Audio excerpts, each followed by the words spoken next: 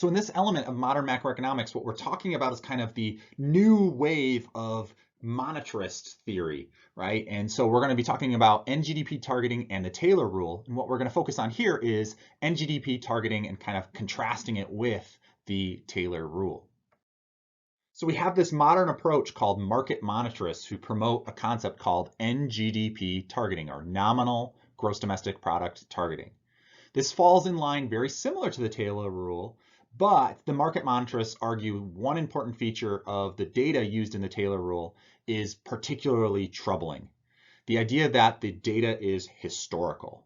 So all Taylor rule approaches focus on past performance with no forward-looking data about expectations and things like this. So consider the 2008 financial crisis as a case to worry about in terms of the problems with historical data.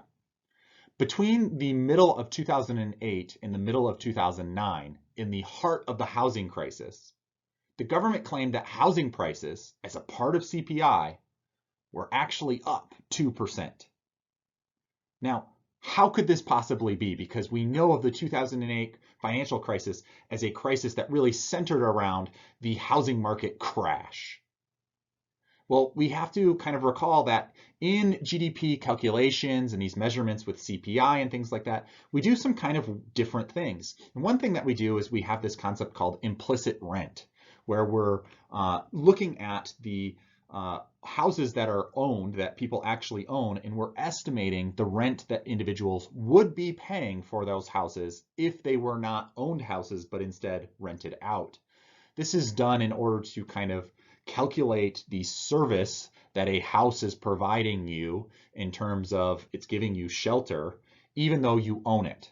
So we don't want to have situations where you rent a house and it counts toward GDP, but if you own the house, it doesn't. So we use this concept called implicit rent. Well, even though housing prices in 2008 are dropping, what happens is that people are have already signed long-term rental contracts. And those rental contracts are still in nominal terms the same price. The Fed and other calculations are going to use those nominal prices, right? And our calculations of GDP are going to use those prices of the rental contracts that are currently being already signed to calculate that implicit rent for houses that are owned, right? So the Federal Reserve is going to be acting off of the calculations, the GDP calculations that exist with kind of weird data here, right? People have signed in 2008 a rental contract that says, oh, I'm willing to pay this much for a house. And so that's what we estimate housing prices at. But in the middle of 2008, we get a housing market crash, and we know those houses aren't worth as much anymore, but we're using this kind of historical data. So the Fed, to some extent, following a Taylor rule, is stuck relying on these past trends rather than on market forecasts about where the economy is headed. So GDP is not seen to be very far from potential GDP because we still have these kind of implicit rent with our housing market as saying, oh yeah, we still have a lot of value here. The output gap in Taylor rule speak was actually larger than what we measured as our output gap, right? Due to these kind of housing market price distortions. Thus, the monetary response in 2008 would be less than it should be if we were following a Taylor rule, right? Because it didn't actually keep nominal GDP consistent. It had these kind of errors of that historical data that were taking place. Well, you can say, well, so what? Why the concern over this historical data? And what's this NGDP targeting have to do with this? How is it going to solve everything, right? It's NGDP targeting, nominal GDP targeting. Why are we concerned with nominal GDP instead of real GDP? And how does this mix in with the problems of the Taylor rule? Well, the market monetarists, the NGDP targeting, admit that long-run real GDP cannot be pushed forward by monetary policy or some sort of nominal GDP targeting. However, a consistent nominal GDP can be really important in the short run. That's their argument, that it can help kind of calm some larger storms from occurring. How so? Again, consider the 2008 financial crisis. We could say nominal income at that time was rising at about 5% each year, right? So this could have been our NGDP target, that nominal income or nominal output is growing at about 5% each year. Growth of NGDP is around 5% each year, but in 2008, it drops by 3%, right? So it's -3, not just, oh, it went down to 2%. It drops by 3%. We were expecting 5% growth and we get 3% drop. People's nominal incomes now are 8% lower than what would have happened if they followed the normal trend. Well, what is NGDP going to be representing here, right? We want to think about NGDP targeting. What would happen if we NGDP targeted in this situation?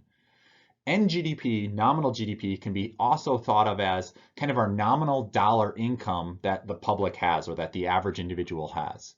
This includes the money that we would have in order to do things like repay our debts, right? So there's two ways that you can measure GDP. You can measure it via production, right, and look at output, or you can measure it via income. They're both just different ways to measure the same thing on net.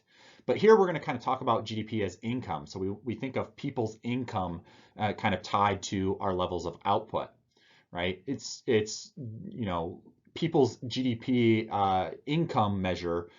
Where did they get the income? Well, it was earned from our production. So they're kind of just two sides of the same coin, right? But we can use the income approach to kind of think about how NGDP targeting can be really important.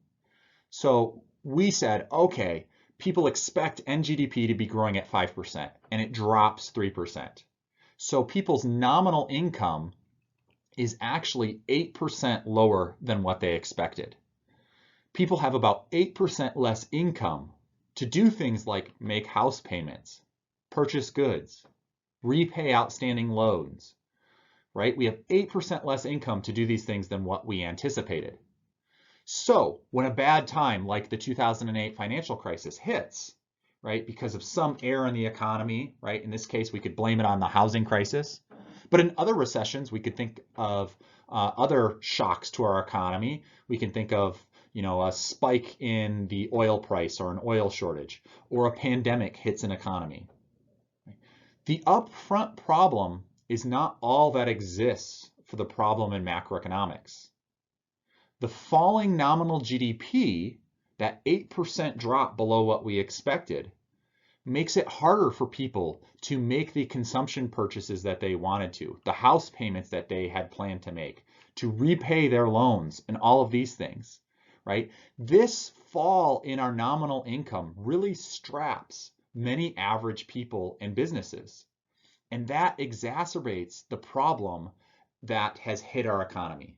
A housing market crash happens, an oil shortage, or a pandemic happens. That's a big problem, right?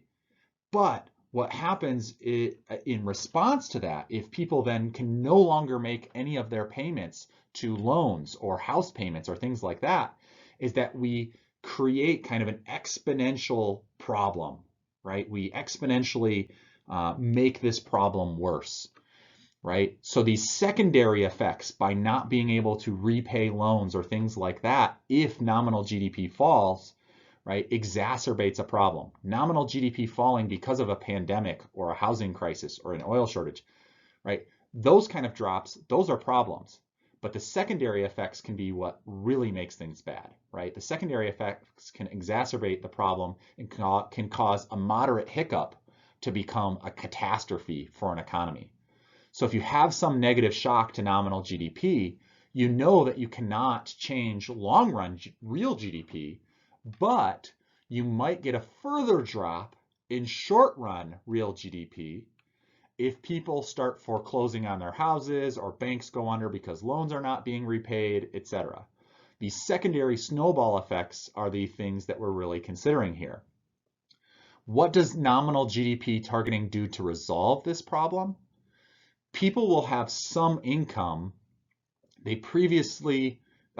people will have the same income they previously expected to have if we NGDP targeted, right? This will allow them to still pay off their loans and their debts and avoid these secondary disruptions.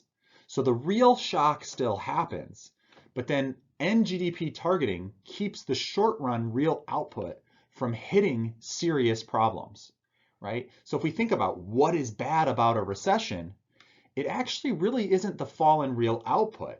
It is the unemployment. It is these secondary effects that kind of trickle through, right? We got to worry about the unemployment issues. Think back to kind of the start of the year discussion on the problems of unemployment. The problem of a macro recession is the mystery of having many things that need to be done in a recession. We're not producing as much, and we have lots of unemployment, many willing workers, right? How do we have both of those things happening? And we have to be really worried about unemployment as it has really bad impacts on individual lives. So the short run booms and busts of the business cycle can still happen from real factors, but by keeping NGDP the same, then what we do is we keep people's incomes relatively the same, and we allow businesses to have that relatively same amount of nominal money going through, and they can keep their employees on. And so we avoid these secondary effects, keep unemployment low, and avoid the causes of these short run catastrophes, right? So if the economy drops that far, we're going to pump money into the economy to keep NGDP the same. Remember, we're NGDP targeting. So if we're going into a recession when we have growth way lower than what is expected, well, what has to then happen? Well, the price level has to kind of go up. So let's reiterate this kind of point with and try and clarify it with our approach to the equation of exchange, right? So let's reiterate the NGDP targeting approach and what's really happening here in order to stave off these secondary effects or the problems of these secondary effects and the elements of unemployment here. So our equation of exchange is MV equals PY, right? So our money supply times our velocity has to be equal to the price level times our output. PY here is our nominal GDP, right? It's our amount of output in nominal terms, given, the price level is multiplied by the level of real output that we have, right? So PY is our nominal GDP. We're NGDP targeting, so we're trying to target this specific level of our P times Y. So if we target a certain nominal GDP outcome, say 5%, right? If we have a drop of 3% in our output, what has to happen to our inflation amount, to our price level? Well, it has to go up by 8% then, right? So if our output drops by 3% and we're going to target PY has to be equal to 5%, and Y is at a negative 3%, well, then our price level has to go up by 8%. We have to have 8% inflation there, right? To hit our target of 5%, right? And so if your income in real terms drops by 3%, but then you have 8% inflation, well, what happened to your income? Well, it's gone up by 5% still, which is exactly what it had been doing in the past. It's our target level, right? And this could happen in different ways. So if our NGDP target is 5%, we need PY to end up being equal to 5% here. It could come from 0% inflation and 5% output growth. Or it could come from 3% inflation and 2% output growth, right? Either way, what's going to happen is we're going to try and fix that PY, our NGDP, at that 5%. So we know that in the long run, real GDP is determined by supply side factors rather than monetary factors. But if we have an NGDP target, then the central bank basically pegs the M times V, right? The other side of our equation here, which means that if the growth rate in Y drops, then the growth rate of P inflation has to increase, right? We're going to say that MV is 5% here. We're going to make it so that's 5%. And so PY has to always be 5% also, right? So what happens when we peg PY to 5% and MV to 5% here, right? This NGDP targeting leaves individuals with constant nominal incomes.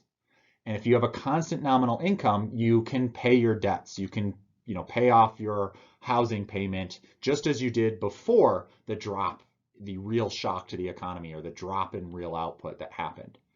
So NGDP targeting, and actually inflation targeting as well, which is kind of what we did with the Taylor rule, can also respond to demand shocks, not just supply shocks. So in that case, the money supply adjusts to offset any change in the velocity of money. So a demand shock can be thought of as a drop in V, or kind of a drop in the velocity. In order to keep Py constant, if V goes down, M would just increase more. And so the Fed would have to increase the money supply according to NGDP targeting, right? So if V is dropping, the money supply just increases, which is what you'd want to do when V, which you can think of as consumer or investor confidence, is falling. Now, how do we pull all of this off? And what's a kind of another element that gives us NGDP targeting as different than the Taylor rule? There is an element that some market monetarists push forward of trying to use forward-looking data as opposed to the Taylor rule's backward-looking data, where we're going to take the inputs to our NGDP targeting and we're going to use the expected values of these variables that we have. So the idea is to use what's called a prediction market. The idea is that the Federal Reserve's monetary policy should target the rate at which the nation's nominal GDP is expected to grow. The nominal GDP is no longer just taken from historical data, but there could be a prediction market. You can use different types of prediction markets that exist out there, but people would basically have money on the line trying to predict what the nominal GDP will be in the near future, distant future, etc. And in theory, these prediction markets can do quite well at predicting outcomes, better than just Fed chairmen who wouldn't have money on the line or things like that. So we get this forward-looking data. We could take that forward-looking data from a prediction market, right? You can think of the stock exchange as a prediction market. We're saying, hey, if the price of the Disney stock is $100 and I think it's going to go up in the future, what do? You buy more Disney stock. And what that does is it sends a signal to the rest of the market that, hey, there's some confidence that this stock is going to go up in the future and the price goes up. Well, that same kind of concept could be used here for what NGDP levels actually are. And the NGDP level from the prediction markets will give us this target that will ensure that the right amount of money is in the money supply and that we're meeting the economy's needs for the money supply based on this nominal GDP targeting, right? So long story short, it can get really complicated and complex within this, but the NGDP targeting market monetarists sometimes put forward this idea that we could use prediction markets to avoid this historical data problem that is showing up in the Taylor rule. All right, so the market monetarists also promote the idea that NGDP targeting over the Taylor rule because NGDP is also a relatively clear concept, right? Whereas it is not clear which of the many types of price indices is the most appropriate target for policymakers within the Taylor rule approach, right? You're needing to project potential GDP and inflation. Right? Inflation is tricky, actually, and potential GDP is complicated and certainly controversial. Whereas nominal GDP is a little bit easier to measure in the short run and have it relatively precise. So we have kind of a little bit more of a clear concept. It's a little bit more of a simple rule that we can follow than the kind of Taylor rule where we have to figure out a couple of different things and have to deal with potential GDP and inflation. Retrospectively, we can be pretty accurate with the Taylor rule. In the long run, we can kind of figure out what was inflation, these kind of things. But is it actually as practical as just measuring NGDP and targeting that in the short run? The NGDP targeting market monetarists would argue it's simpler and easier and better to just target NGDP in the short run. All in all, the Taylor rule and NGDP targeting kind of represent the new version of monetarism. The NGDP targeting approach has been in vogue recently, and it's often represented as market monetarism, which shows off that monetarist heritage. These modern macro ideas represent advances from their early predecessors.